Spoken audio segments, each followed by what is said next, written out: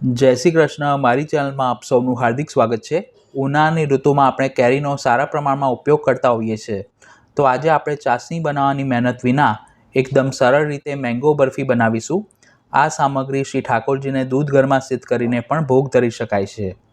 તો સૌ પ્રથમ મેં 2 નંગ મોટી સાઇઝની પાકી કેસર કેરીને પાણીથી ધોઈને લીધી છે. હવે ચપ્પા વડે તેની ઉપર રહેલી છાલ કાઢી તેને મધ્યમ ટુકડામાં સમારી લઈશું.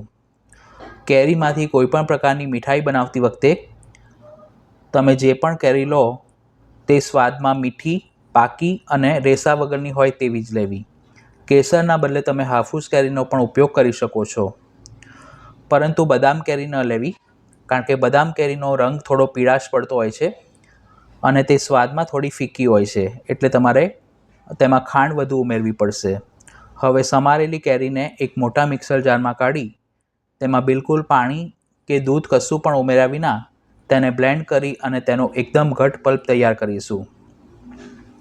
આ સિવાય પણ કેરીમાંથી બનતી બીજી વિવિધ પ્રકારની મીઠાઈ મેં ચેનલ પર પોસ્ટ કરી છે, જેના પ્લેલિસ્ટની લિંક ઉપર આઈ બટન પર અને ડિસ્ક્રિપ્શન બોક્સમાં આપી છે.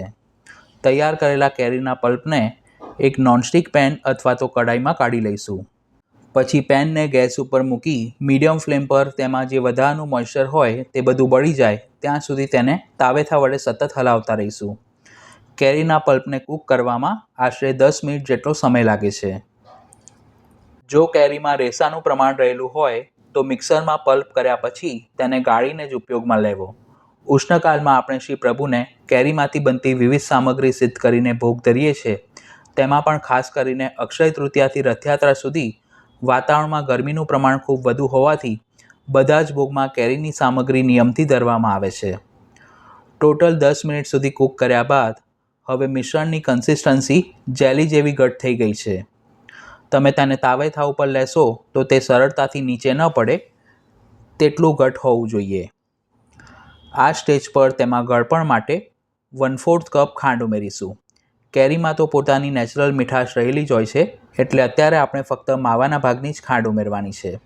તેની સાથે અડધો કપ એટલે કે 100 ગ્રામ ક્રમ્બલ કરેલો દૂધનો મોળો માવો ઉમેરી તેને મિક્સ કરીશું. મારી પાસે માવો ફ્રીઝમાં સ્ટોર કરેલો હતો, એટલે બરફી બનાવવાની 30 મિનિટ પહેલાં મેં તેને બહાર કાઢી પછી તે રૂમ ટેમ્પરેચર પર આવે એટલે ક્રમ્બલ કરી લીધો હતો. તમે તેને છીણીને પણ લઈ શકો છો. હવે ખાંડ ઓગળે અને માવાના બિલકુલ પણ લમ્સ ન રહે તેમ તેને સ્લો ટુ મીડિયમ ફ્લેમ પર કૂક કરીશું. જો તમારી પાસે માવો બનાવેલો તૈયાર હોય તો આ બરફી બનાવવાની કુકિંગ પ્રોસેસ ફક્ત 15થી 20 મિનિટની જ છે. પ્રાચીન રીત પ્રમાણે શ્રી ઠાકોરજીની ભોગ સામગ્રીમાં દૂધ અથવા તો દૂધના માવાનો જ ઉપયોગ કરવામાં આવે છે. હવે મિશ્રણ ધીમે ધીમે ઘટ થઈ અને પેનમાંથી સેપરેટ થવા લાગ્યું છે. ગેસ બંધ કરી દઈશું, કારણ કે અત્યારે પેન ગરમ છે. હવે બંધ ગેસ ઉપર જ તેને 1થી 2 મિનિટ માટે આ રીતે તાવેથા વડે સતત હલાવતા રહીશું. છેલ્લે તેમાં 1/4 ટીસ્પૂન જેટલો ઇલાયચી પાવડર ઉમેરી મિક્સ કરીશું અને તૈયાર કરેલા મિશ્રણને આપણે 5થી 10 મિનિટ માટે રૂમ ટેમ્પરેચર પર થોડું ઠંડુ થવા દઈશું. આ મિશ્રણ ઠંડુ થાય પછી તેમાંથી તમે પેંડા પણ વાળી શકો છો, પરંતુ અત્યારે આપણે બરફી બનાવી રહ્યા છીએ એટલે તેને સેટ કરવા માટે મેં એક એલ્યુમિનિયમની ચોકી લીધી છે. તેમાં ઓડી ઇકોબેગ પેપર પાથરીશું.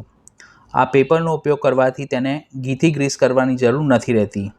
જો તમારે આ પેપર ઓનલાઈન બાય કરવું હોય તો લિંક મેં નીચે ડિસ્ક્રિપ્શન બોક્સમાં આપી છે.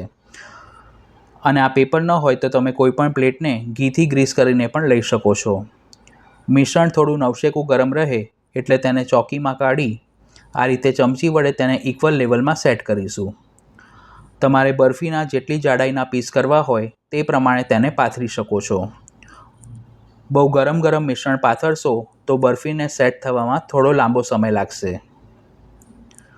હવે બરફીને વધુ આકર્ષક બનાવવા માટે તેના ઉપર થોડી પિસ્તાની કતરણથી સજાવટ કરીશું.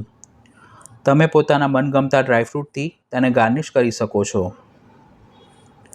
ચમચી વડે તેને હળવા હાથે પ્રેસ કરી તે રૂમ ટેમ્પરેચર પર આવે પછી તેને 1થી 2 કલાક માટે ફ્રીઝમાં મૂકવી, જેથી તે સરસ જામી જશે. 2 કલાક પછી બરફીને ફ્રીઝની બહાર કાઢી અને ચપ્પા વડે તેના એક સરખા લંબચોરસ પીસ કરીશું. આ બરફીમાં આપણે દૂધના માવાનો ઉપયોગ કર્યો હોવાથી તેને 2 દિવસ માટે રૂમ ટેમ્પરેચર પર અને 8થી 10 દિવસ માટે રેફ્રિજરેટરમાં સ્ટોર કરી શકાય છે. આ સિવાય પણ કેરીમાંથી બીજી કઈ મીઠાઈ તમે ઘરે બનાવો છો તે મને કોમેન્ટ કરીને જરૂર જણાવજો. તો મેંગો બરફી બનીને તૈયાર છે. તેને સર્વિંગ પ્લેટમાં સર્વ કરીશું. તો તમે પણ આ રેસીપી ઘરે જરૂર ટ્રાય કરજો. વિડીયો પસંદ આવી હોય તો તેને લાઇક અને શેર કરવાનું ન ભૂલશો. ચેનલ પર પહેલીવાર આવ્યા હો તો તેને સબસ્ક્રાઇબ કરી બાજુમાં આપેલા બેલ આઇકોન પર ક્લિક કરજો. ફરી મળીશું એક નવી રેસીપી સાથે. Thanks for watching this video.